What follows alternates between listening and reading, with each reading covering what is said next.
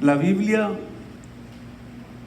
nos enseña, y esto es muy importante que cada uno de ustedes lo sepa, de que vendrá un día en que se va a declarar, dice la Biblia, como por fuego, o sea, bajo el juicio de Dios, que todas las obras que nosotros hicimos mientras estábamos en el cuerpo van a ser juzgadas. Y es muy importante que nosotros como cristianos comprendamos y que debemos de tomar muy, pero muy en serio la vida cristiana. No lo tomen a la ligera, tómenlo muy en serio. Si ustedes decidieron servir a Jesucristo, tómenlo muy en serio, porque esto es lo más importante y lo más glorioso que nosotros pudiéramos decir que existe en esta tierra. Todo lo demás es relativo, todo lo demás es temporal. Lo único verdadero es el Evangelio de nuestro Señor Jesucristo.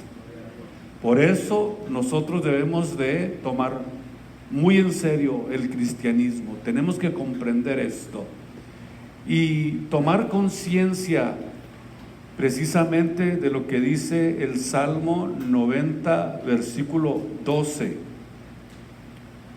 Algo que debemos de considerar todo el tiempo, donde dice: enséñanos de tal modo a contar nuestros días, y que traigamos al corazón sabiduría, que es lo más importante que nosotros pudiéramos tener en esta tierra. Que todo lo que hagamos, el día que nosotros no lo recordemos, que todo lo que hayamos pasado, Dios traiga sabiduría a cada instante.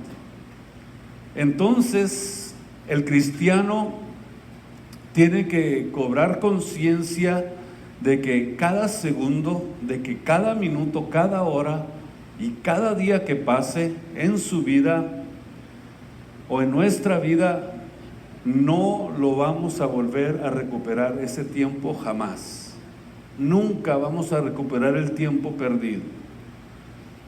¿Y qué es lo que esto significa? Que jamás lo volveremos a recuperar, porque quizás no hemos hecho conciencia de lo que significa leer la Biblia si la pasas sin leerla, sin orar, sin meditar en la palabra de Dios.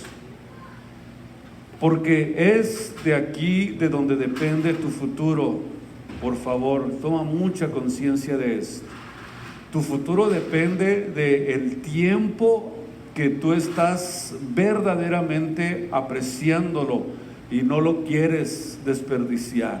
Ni un segundo de tu vida quieres desperdiciarlo. ¿Sabes por qué? Porque has comprendido, porque tienes conciencia y porque sabes que de aquí depende tu futuro en la eternidad. O sea, nuestro futuro y nuestro destino eterno dependen de las obras que nosotros hagamos y que aprovechamos al máximo todo momento. Digo esto porque a veces vivimos creyendo que tenemos toda una larga vida y pensamos que es solamente disfrutarla. Sin embargo, en Santiago 4, versículo 14 dice: ¿qué es vuestra vida? Vean ustedes lo que Santiago dice, desde el versículo 13. He ahora los días, o lo que decís, perdón, hoy y mañana iremos a tal ciudad, haremos tal negocio, y nos estableceremos allá un año, compraremos mercadería, haremos negocios, business, ganaremos, o sea, prosperaremos.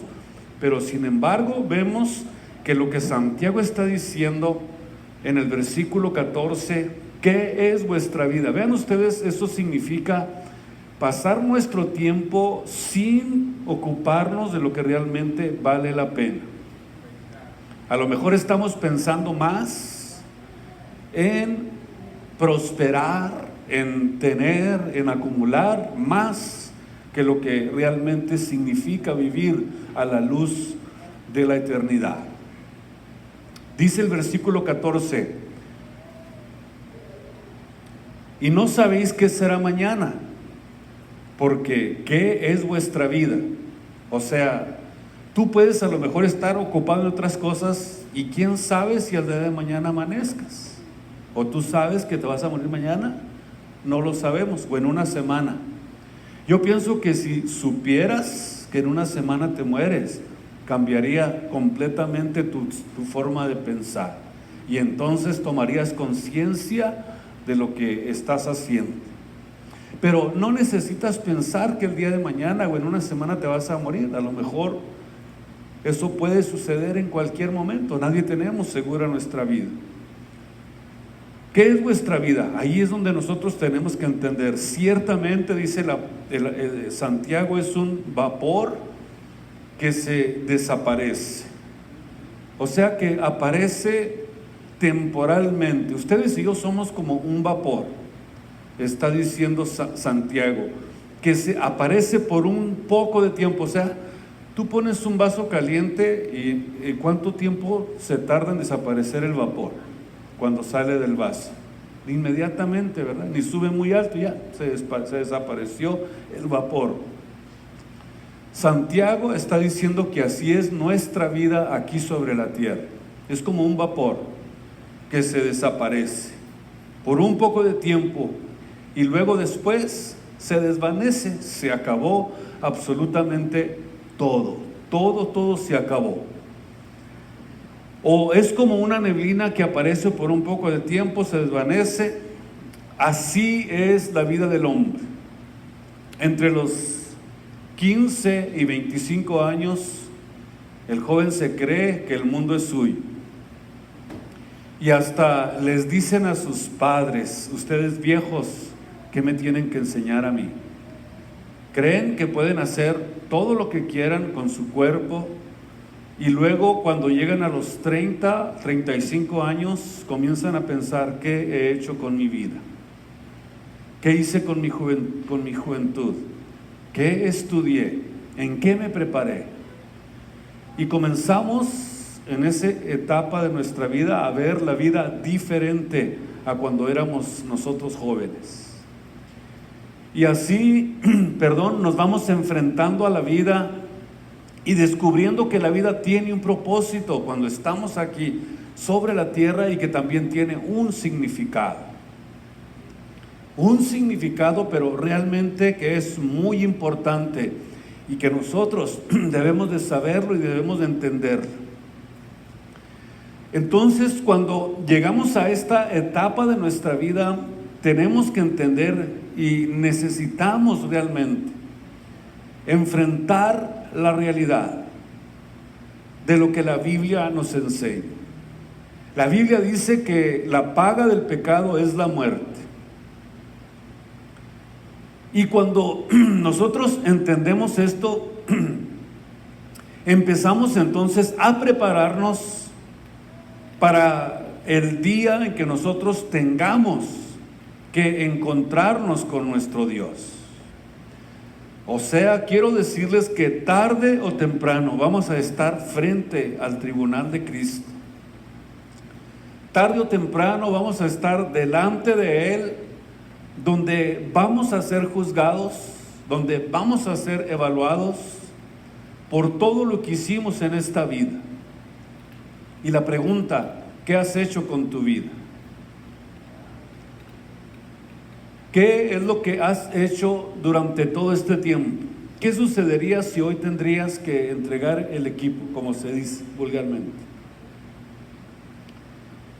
En la vida, encontramos que nos describen la palabra recompensas. Esto es muy importante que lo entendamos.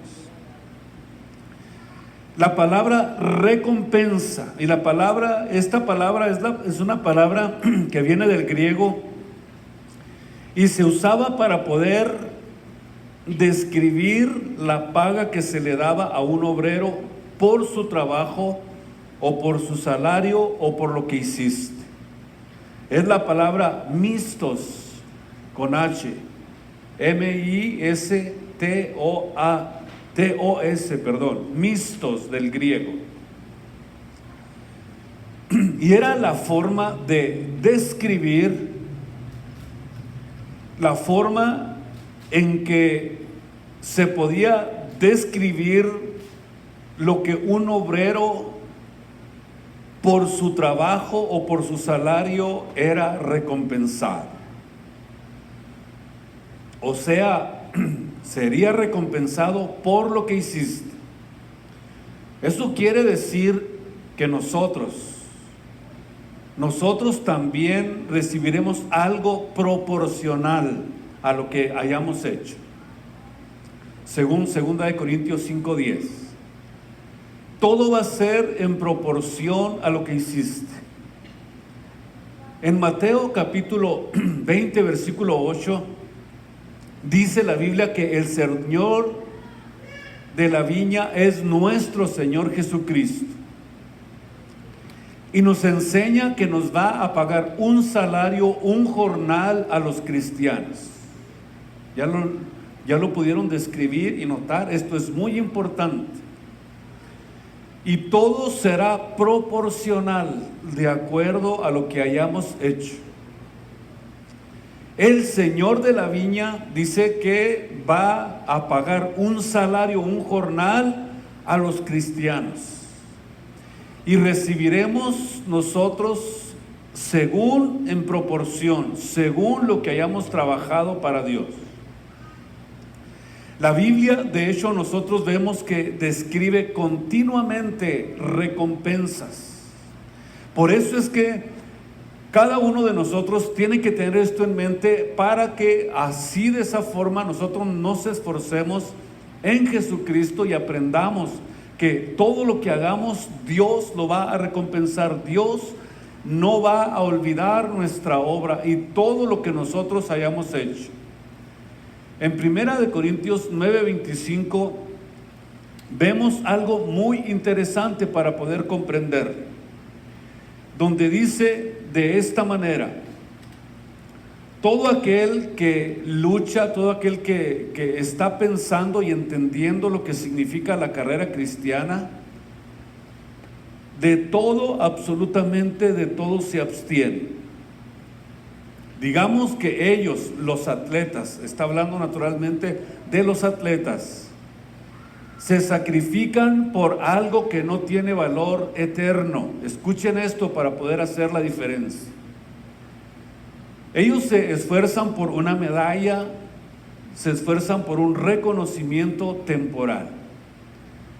Y quizás si logran ganar la medalla, pues van a regresar de las Olimpiadas a sus países orgullosos de lo que pudieron obtener, presumiendo quizás la medalla de bronce, de oro, de plata que ellos hayan ganado, pero realmente se sacrifican impresionantemente, entendiendo que lo que hacen no tiene valor eterno. Pero quiero decirle que nosotros estamos luchando, estamos absteniéndonos, estamos esforzándonos por cosas incorruptibles. Por eso Pablo decía así: de esta manera yo corro, no vanamente, no como quien hiere al aire. ¿Por qué decía Pablo esto? De esta manera corro, porque esto es en proporción a lo que voy a recibir. Si tú te das cuenta y puedes comprender que lo que tú vas a recibir es incorruptible, es eterno, vale la pena esforzarnos. Lo que tengamos que hacer, lo vamos a hacer porque sabemos que vale la pena. Entonces, en esa proporción tú te vas a esforzar y en esa proporción tú vas a correr la carrera. Pablo decía: de esta manera corro. ¿Cómo corro? De la manera que yo entiendo y estoy comprendiendo y me doy cuenta y sé que todo lo que Dios me está ofreciendo es eterno y conforme al esfuerzo que yo haga es en proporción a lo que yo voy a recibir. Un atleta no puede esforzarse y abstenerse de todo y luchar y quizás disciplinarse de una forma extrema, sabiendo que lo que va a alcanzar y lo que él quiere alcanzar es algo que puede llenarlo de orgullo, pero sin embargo es temporal. Y lo que está diciendo Pablo es que si ustedes se esfuerzan al máximo por lo que están haciendo, es porque entienden que en proporción al esfuerzo que hagan, así van a ser las recompensas.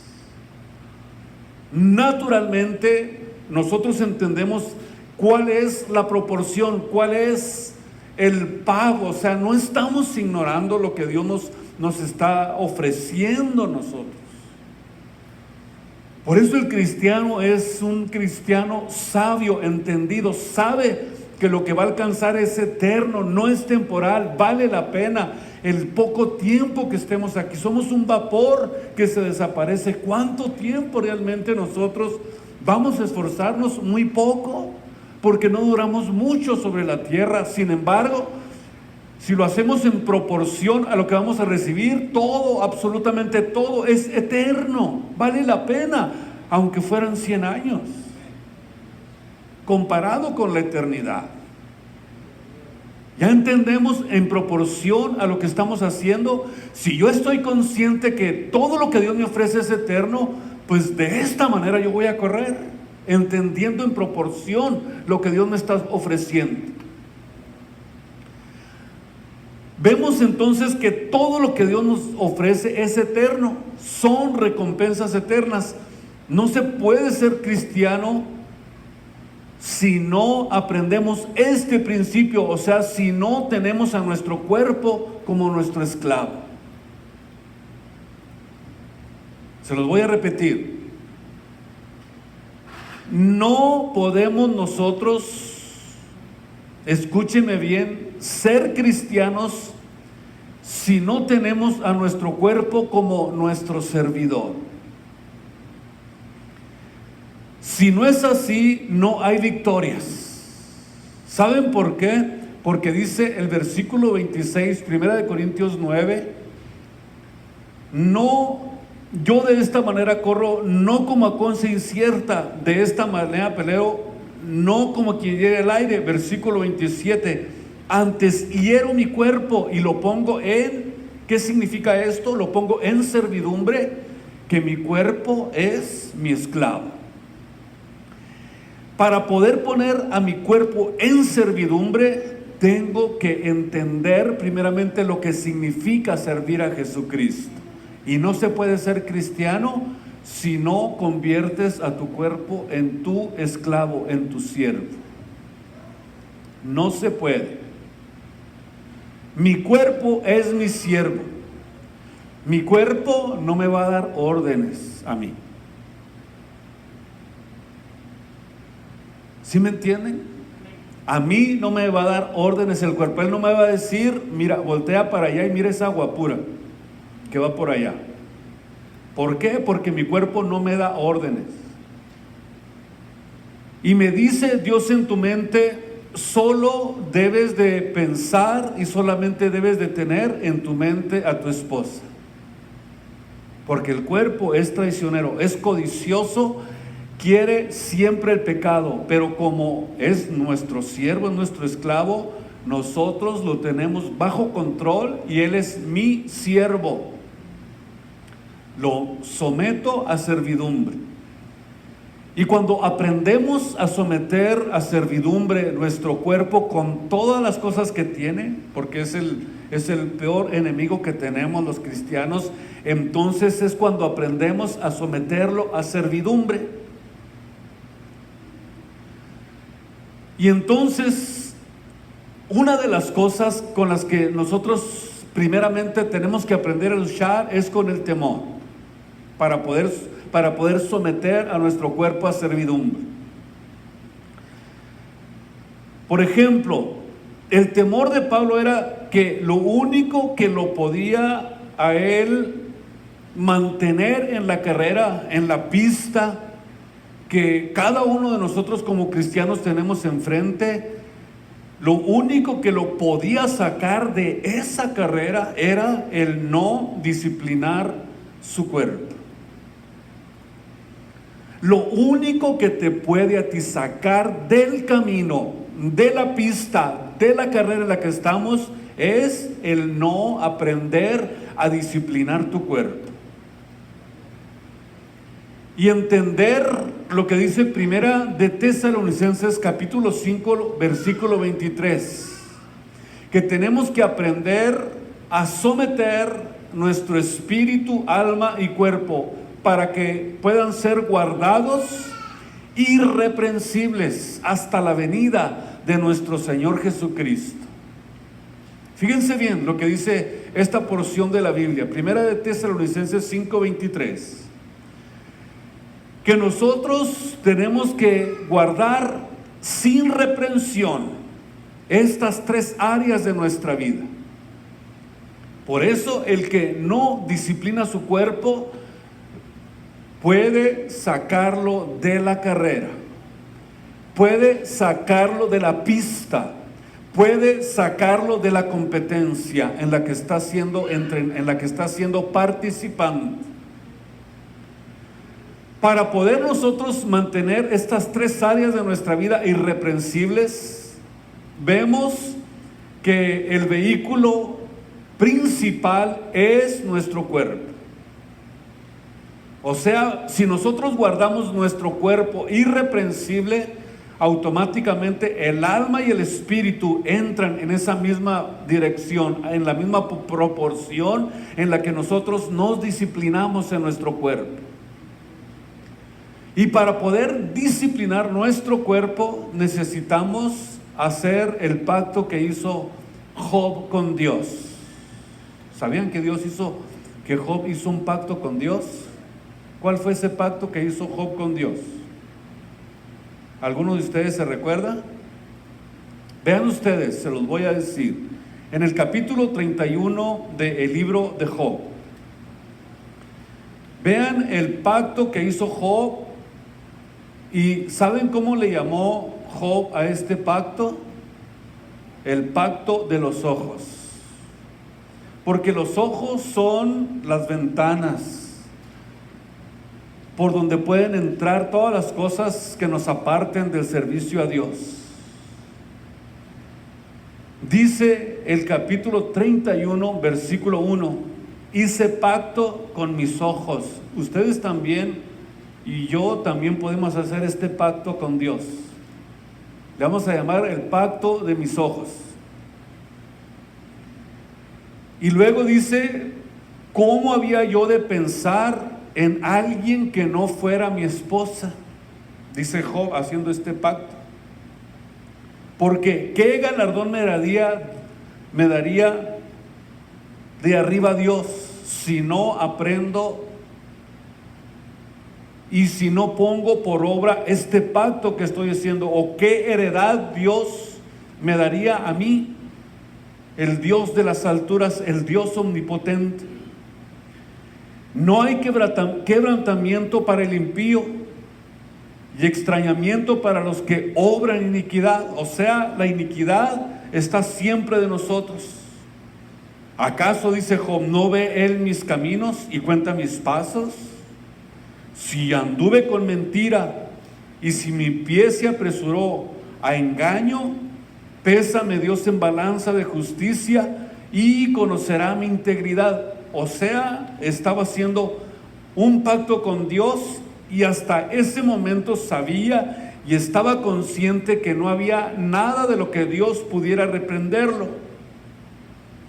Si mis pasos se apartaron del camino y si mi corazón se fuera tras mis ojos, si pasa alguien y luego le pelo los ojos y comienzo a permitir que se llene mi carne de avaricia, mi carne de lascivia, dice Job, entonces estoy comenzando a fallarle a Dios con el pacto de mis ojos, con el pacto que estoy haciendo. Y luego dice el versículo 8, siembre yo y otro coma y mis vestiduras sean arrancadas. Si fue mi corazón engañado acerca de mujer y estuve acechando a la puerta de mi prójimo, entonces que ese hombre o otros hombres tomen a mi mujer y que ella se encorve ante ellos, porque maldad e iniquidad que han de castigar los jueces, porque es fuego que devora hasta el sepulcro y desarraiga toda mi hacienda. Vean ustedes todo lo que puede llegar a causar cuando nosotros no hacemos exactamente el pacto que hizo Job con Dios.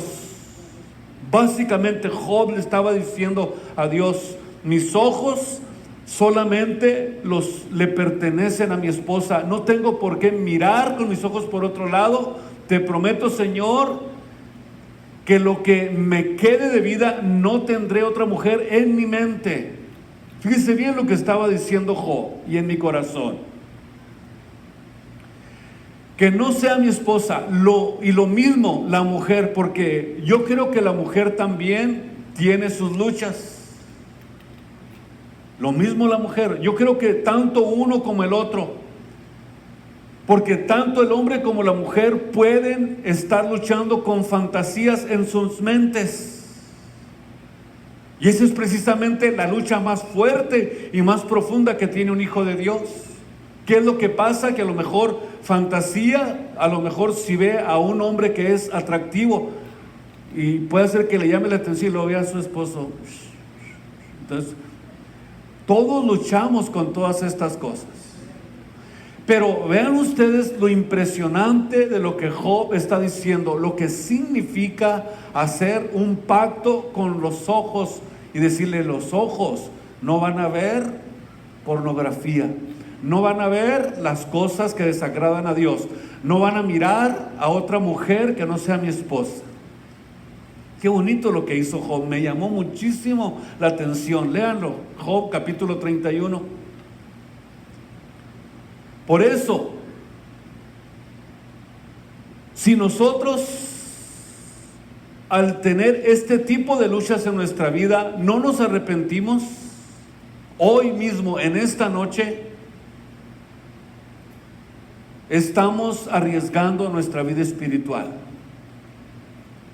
Pero ¿saben ustedes que si nosotros confesamos hoy mismo, en esta noche, hay algo que puede suceder, algo que está combatiendo contra el pecado, y eso es la sangre de Jesucristo?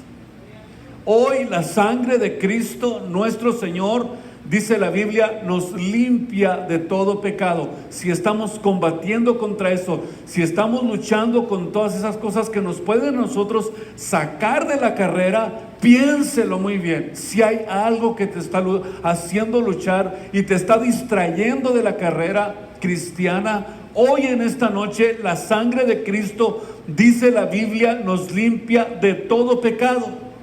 Y saben ustedes que los pecados son cubiertos por la sangre de Jesús, y cuando todos los pecados son cubiertos por la sangre de Jesús, no saldrán a la luz porque están bajo la sangre de Jesús. Dice en Romanos capítulo 8 versículo 13 que si por el Espíritu nosotros aprendemos a hacer morir las obras de la carne, vamos a morir. No vamos a morir, sino que viviremos. Pero si viviéramos conforme a la carne, entonces la muerte se apodera de nosotros, moriremos. Por eso es que el Espíritu pelea contra la carne y la carne contra el Espíritu, y se oponen para que no sirvamos a Dios. La carne codicia, mientras que el Espíritu se angustia porque la carne codicia. Y no es fácil, quiero decirle, hacer tu cuerpo tu esclavo. No es fácil. A muchos les dura toda su vida poder lograrlo, y muchos ni lo logran. Pero para eso nosotros estamos dentro de la carrera cristiana, porque queremos aprender estos principios que la Biblia nos enseña, y nuestra meta como cristianos debe de convertirse en esto, en llegar a convertir a nuestro cuerpo en nuestro esclavo, así como lo dice el apóstol Pablo. Lo pongo en servidumbre. lo pongo en el servicio a Dios, lo convierto en mi esclavo. Él no me va a dar órdenes a mí. Cuando llegue la codicia, cuando llegue la lascivia, cuando llegue todo aquello que quiere alimentarse, nosotros como hijos de Dios ya aprendimos que lo hemos puesto bajo servidumbre de Dios, porque entendemos que las recompensas que Dios nos ha ofrecido son eternas, y los cristianos somos y seremos recompensados si aprendemos estos principios de la Biblia, de la palabra de Dios. Por eso tenemos que entender que es impresionante, con esto les digo todo, que nuestro futuro en la eternidad es impresionante, y nuestras recompensas están precisamente relacionadas con nuestro cuerpo. Por eso le estoy hablando de esto. Nuestras recompensas están relacionadas con nuestro cuerpo. En el libro de Colosenses, quiero que ustedes vean algo muy interesante para que comprendamos estos principios de la Biblia, de la palabra de Dios, y que aprendamos ustedes y yo a servir a Jesús realmente como la Biblia nos enseña. En el capítulo 3 del libro de Colosenses, versículos 5 y versículo 6, dice: amortiguad pues vuestros miembros que están sobre la tierra. Amortiguad, o sea, tienen ustedes que aprender a convertir a su cuerpo en su siervo. Y luego comienza a decir que es fornicación, inmundicia, malicia, mala conciencia, avaricia, que es idolatría. Y vean ustedes, dice el versículo 6, que por todas estas cosas, por todo esto que menciona el versículo 5, la ira de Dios viene sobre los hijos de rebelión. O sea que no es fácil. Nosotros como cristianos, como hijos de Dios, no es fácil decirle no al pecado. No es fácil. Nos cuesta, porque el cuerpo siempre quiere estar encima, siempre quiere sobresalir, siempre quiere que sea halagado, siempre quiere que le des lo que quiera. Siempre. Él quisiera, por ejemplo, ahorita estar acostado, porque más a gusto que estar aquí, pero cuando entendemos esto, Él no nos da órdenes. Ni siquiera le preguntamos si quiere venir al servicio. Ni le preguntes al cuerpo, porque va a decir que no. Pero ya entendemos nosotros que se convirtió en esclavo desde que nosotros nos entregamos a Jesús. Por eso Pablo dice: hagan morir, o sea, maten lo terrenal en ustedes. Fíjense lo que dice Pablo: fornicación, impureza, pasiones desordenadas, malos deseos, avaricia. Todo esto tienen que matarlo en sus cuerpos, porque cuando nosotros dejamos que actúen en nosotros, entonces la ira de Dios está sobre nosotros por no obedecer, por la desobediencia. O sea, vemos que todos estos pecados están relacionados con nuestro cuerpo. Por ejemplo, observemos detenidamente y cuidadosamente lo que se nos advierte y lo que se nos exhorta a hacer. ¿Qué nos dice Pablo que hagamos? Hagan morir. Hagan morir. O sea, ¿cómo lo puedo hacer? O sea, ¿cómo puedo hacer morir dentro de mí todo esto que hay aquí? ¿Cómo lo puedo hacer morir? ¿Saben qué? Es bien sencillo. No dándole de comer, no alimentándolo.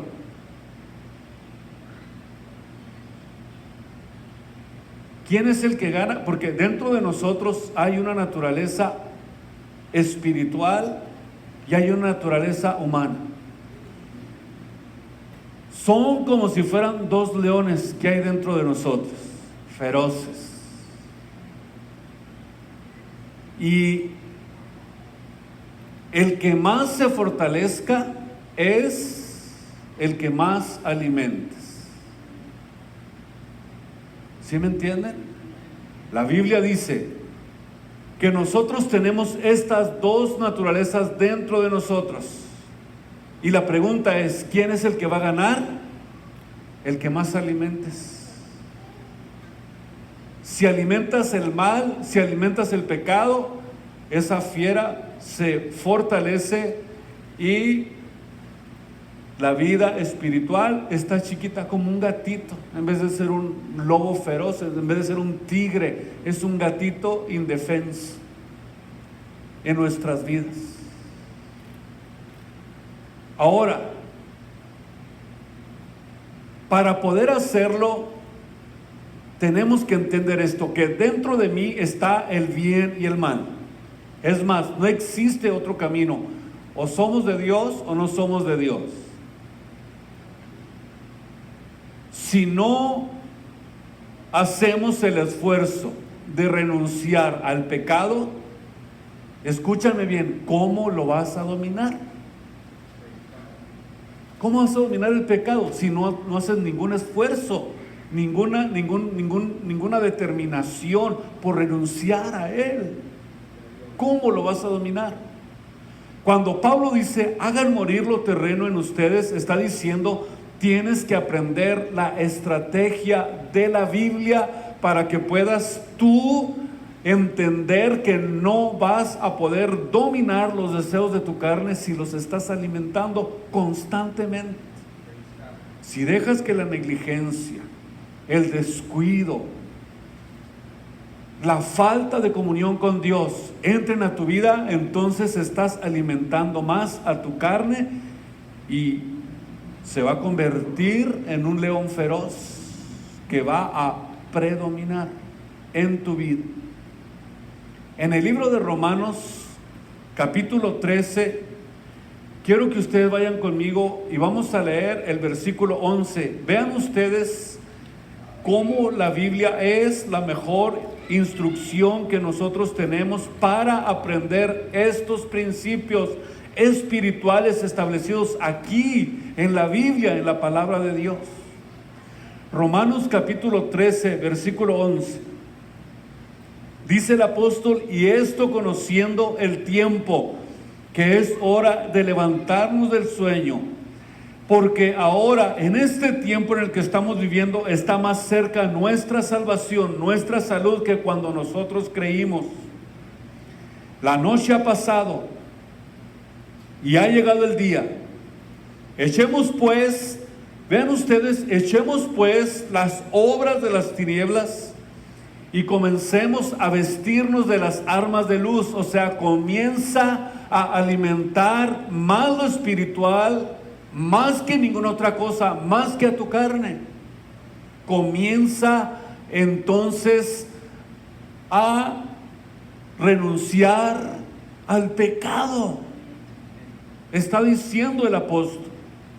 Cuando comiences a renunciar al pecado, entonces quiere decir que estás tú echando absolutamente todas las obras de las tinieblas de tu vida y comienzas a dejar que la luz del evangelio comience a apoderarse de tu vida, de tu mente, de tu espíritu, y entonces es cuando va a comenzar a predominar lo espiritual en tu vida. Versículo 13, andemos de día honestamente. Andemos de día honestamente, no en glotonerías, no en borracheras, no en lechos, ni disolución, en dependencia, ni envidia. Y luego termina diciendo, mas vestíos del Señor Jesucristo. Óiganme bien, vístete del Señor Jesucristo y no hagas caso a todo lo que la carne te dice que quiere. Es lo que está diciendo el apóstol. O sea, no le des de comer a la carne, dice al final del versículo, no alimentes el mal, no alimentes el pecado en tu vida. Y si lo haces, ¿qué va a hacer? Dios va a recompensar nuestra pureza. Escúchelo, Dios va a recompensar nuestra pureza. Y en la Biblia se nos invita a perseverar y a no a darnos por vencidos. No nos cansemos de hacer el bien, no nos desalentemos, no nos desanimemos, vamos a seguir luchando, vamos a seguir dejando que el Espíritu Santo tome el control de nuestras vidas. Y esto nos va a permitir a mantenernos, a no darnos por vencidos, a perseverar, a no desanimarnos. Como dice 1 Corintios 15:58, creciendo siempre en la obra del Señor, porque todo lo que hagamos en la obra del Señor no es en vano, va a ser recompensado. Tenlo por seguro que va a ser recompensado. Jesús dijo algo muy interesante: si un vaso de agua le das a alguien, dijo el Señor, no es en vano.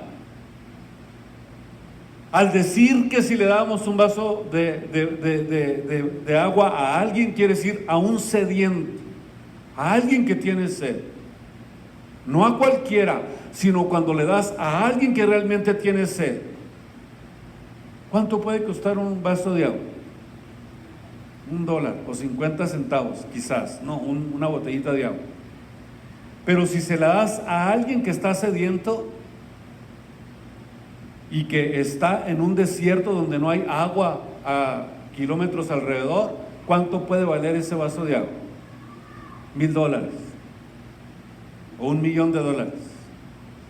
Eso significa que se lo damos a alguien que realmente está sediento, a alguien que realmente va a reconocer que estás haciendo una buena obra. Y Dios dice, no va a pasar por alto. Si un vaso de agua le das a un sediento, Dios te lo va a recompensar. Tiene recompensa.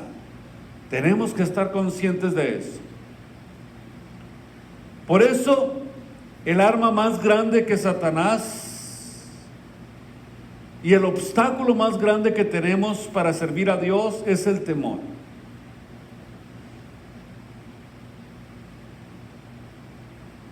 Por ejemplo, cuando Jesús repartió los talentos, en la parábola de los talentos, el que recibió 5 multiplicó los talentos que Dios le había dado. Y así sucesivamente con el que dio 4, 3 y 2. Pero al que le dio un talento, ¿qué dice la Biblia que hizo? A lo mejor tú tienes un solo talento y ese es el que Dios quiere que utilices. Dice la Biblia que el que recibió un solo talento tuvo miedo y fue y lo escondió. Y yo creo que alguien de ustedes, a lo mejor no es un guitarrista talentoso, un cantante talentoso, un gran predicador, pero algún talento tienes. No es posible que no tengas un talento y luego decir, no, pues yo pues no sirvo para nada. Muchos tienen esa costumbre de decir eso. ¿Por qué? Porque puedes hacer algo por la obra de Dios. Algún talento debes de tener, y si crees que no tienes ningún talento, entonces lo entierras y ya crees que te libraste. Bueno, al cabo pues yo no sirvo para eso, mejor aquí me quedo, y entierras tu talento porque tienes miedo. Eso fue exactamente lo que le sucedió al de la parábola de los 10 de los talentos. El que solamente tenía uno dijo, tengo miedo, y fue y lo escondió. Óigame bien, ¿cuántas veces por temor, por vergüenza, estás escondiendo lo que Dios te ha dado? Y cuando venga, dice la Biblia que Él te va a pedir cuentas. Y dirá el Señor, siervo malo y negligente, ¿por qué no pusiste a trabajar ese talento que te di? Sabiendo que puedes ayudar, sabiendo que puedes impulsar la obra de Dios con ese talento que tienes, pero no quieres ponerlo al servicio de la obra de Dios. ¿Por qué? ¿Tienes temor? ¿Tienes vergüenza? ¿Lo escondes? ¿Por qué? ¿Sabían ustedes que cuando Dios vio esto en este siervo, qué hizo Dios? Dios, quiero decirte que no alimenta la irresponsabilidad.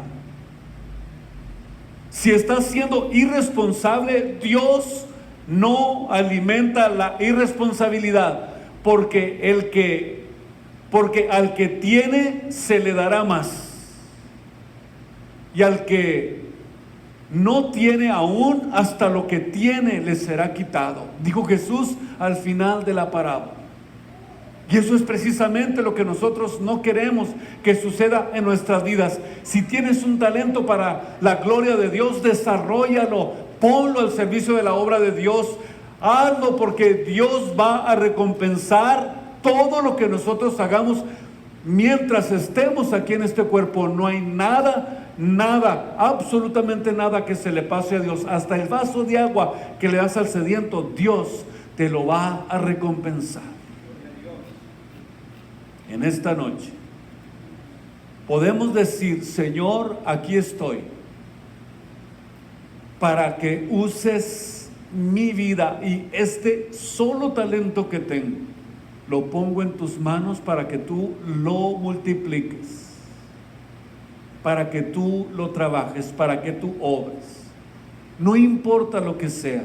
A lo mejor crees que no es importante ese talento que tienes, pero quiero decirte que para Dios sí lo es, porque Dios no va a alimentar la irresponsabilidad. Yo quiero ser responsable hasta con ese pequeño don que Dios me dio.